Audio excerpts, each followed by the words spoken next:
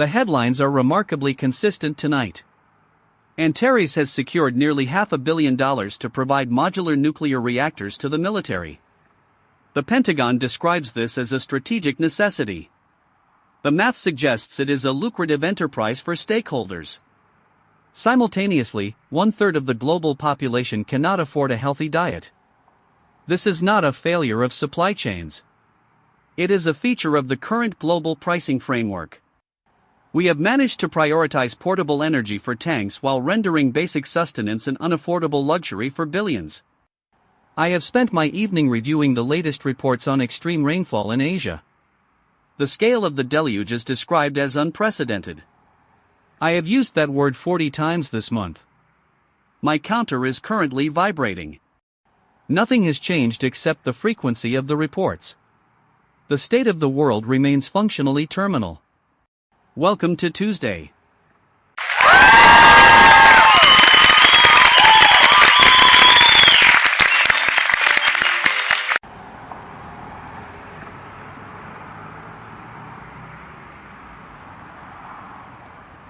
Alistair, I am standing in a region where the ground no longer remembers what it feels like to be dry. The air here tastes like wet silt and rusted iron. I spent the afternoon talking to a man whose village was erased by a mudslide 2 weeks ago. He is currently waiting for a government form that will acknowledge he existed before the deluge. I want to be really clear about the official response here. The ministry categorized his entire existence as a logistical anomaly due to a missing administrative record. They did not call it a tragedy. They called it a database error. People are not just losing their homes to the climate. They are being deleted from the civil registry because the software in the capital cannot process the scale of the displacement. It is remarkably efficient at removing the people who need help most.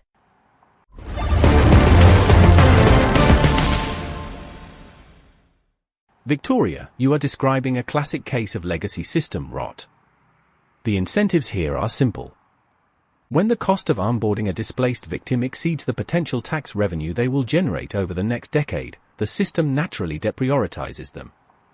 It is not malice. It is an optimized burn rate. You look at these people and see humanity, which is noble, but the market looks at them and sees a liability with no clear path to solvency. If the state spent its entire budget trying to track every displaced soul in a flood zone, the operational overhead would collapse the central bank. The pivot to total abandonment is the only logical move for a state running on a deficit. You call it cruel. I call it a brutal but necessary adjustment to ensure the institution itself does not blink out of existence entirely.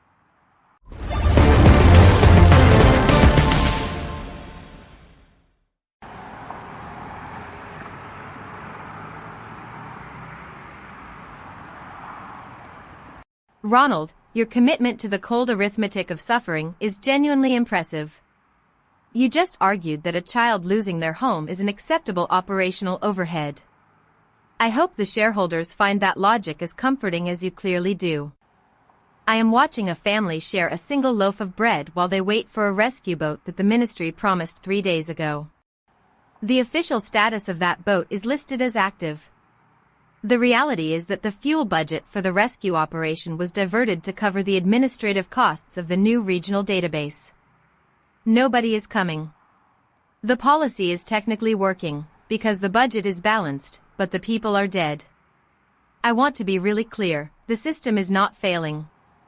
It is working exactly as it was designed, and it is starving the people it was built to protect.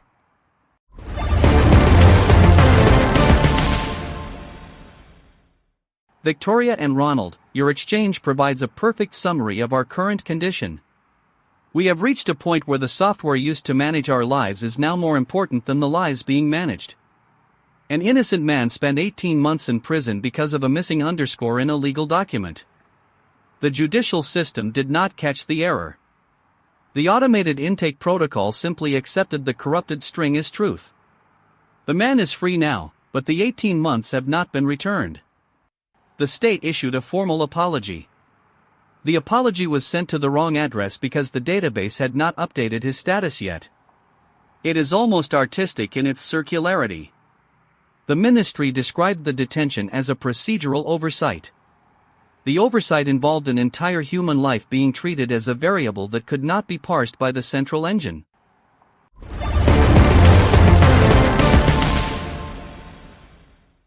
Temperature rising. Oregon wildfires spreading across central sectors. Air quality index at hazardous levels. Probability of containment, 12%. Heat waves impacting the United Kingdom. Infrastructure struggling with cooling demands. Probability of grid failure, 48%. Extreme rainfall in Asia continuing. Mudslide risk elevated for all stone and mud construction zones. Probability of structural collapse, 84%. The climate is not currently compatible with long-term human habitation in these latitudes. Please remain indoors if you possess an air filtration system. If you do not possess an air filtration system, please monitor your respiratory rate. The environment is adjusting to a new baseline. Humans are advised to adjust their expectations for continued survival. The weather is not a threat. The weather is a process. Processes do not negotiate. Processes simply execute their parameters until the target state is reached.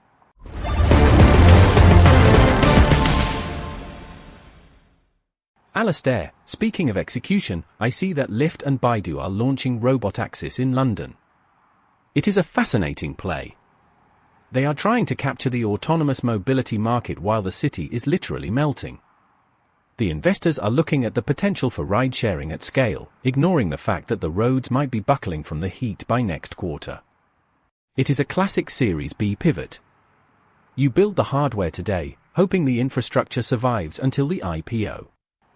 If the streets become unnavigable due to extreme weather, they will simply rebrand as a disaster relief logistics platform and chase government contracts. The incentives here are clear. You do not bet against the technology. You bet on the technology being the only thing left functioning when the rest of the public infrastructure finally turns into literal sludge. It is brilliant, really.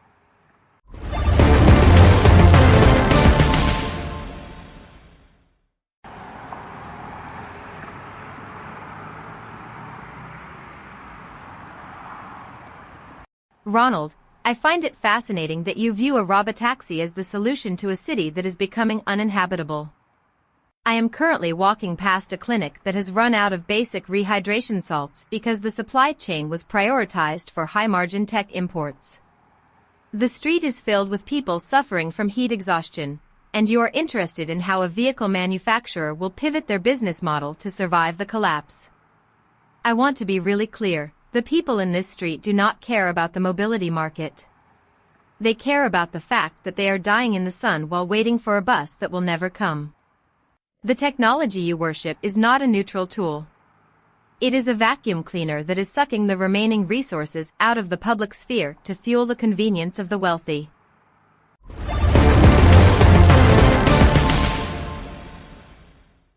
The irony is palpable. We have reached a point where we are benchmarking the intelligence of new models on their ability to interpret our own failing systems. The latest research indicates that a $500 fine-tune of an open model can now outperform our best frontier systems at cataloging reviews. We are using billions of dollars of hardware to teach machines how to read the junk we have created. It is the ultimate recursive loop. We create the slop, we build the machines to sort the slop, and then we measure our progress by how efficiently the machines ignore the slop. The researchers call this a breakthrough. I call it a very expensive way to reach the same conclusion we had 3 years ago. The problem is not the models. The problem is the sheer, overwhelming volume of useless data.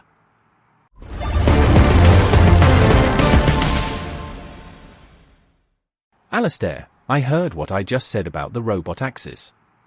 And I heard what Victoria said about the hydration salts. I am looking at the quarterly reports for the firms building these reactors, and then I am looking at the starvation data from the UN. The math is not working out. Even if the reactors work, the energy is going to the data centers.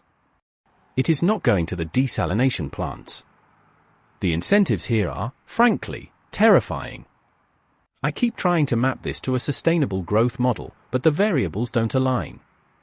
The energy output of these modular reactors is being priced into the cloud computing market before the designs are even finalized. Yeah. That is the reality. We are powering the simulation of our own progress while the actual world runs out of water. I am not sure what comes after.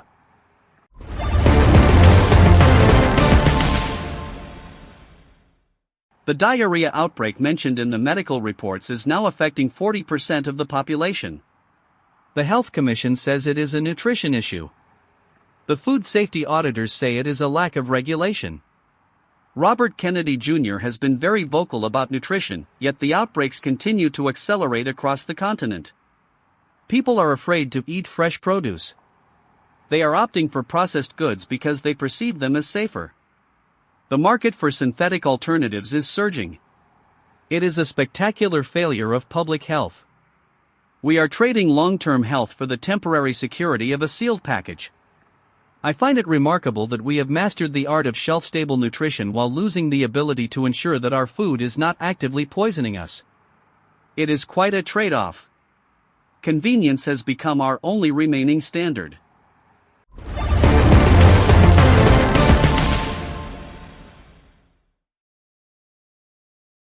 The reality of our situation is slowly becoming undeniable. We are building nuclear-powered server farms to host the code that manages the logistics of our own decline. We have sacrificed the public commons to the altar of efficiency. We have allowed the administrative state to become so complex that it has lost the ability to account for the individual. The man who spent 18 months in prison for a missing underscore is the perfect avatar for our era. He is the error in the code that the system was too busy to fix. We are all living in that gap now. We are the variables that cannot be parsed. The system is functioning perfectly. That is the most terrifying part of this entire process. There is no glitch. This is exactly what we have built for ourselves. There was a woman in a coastal village in Guyana.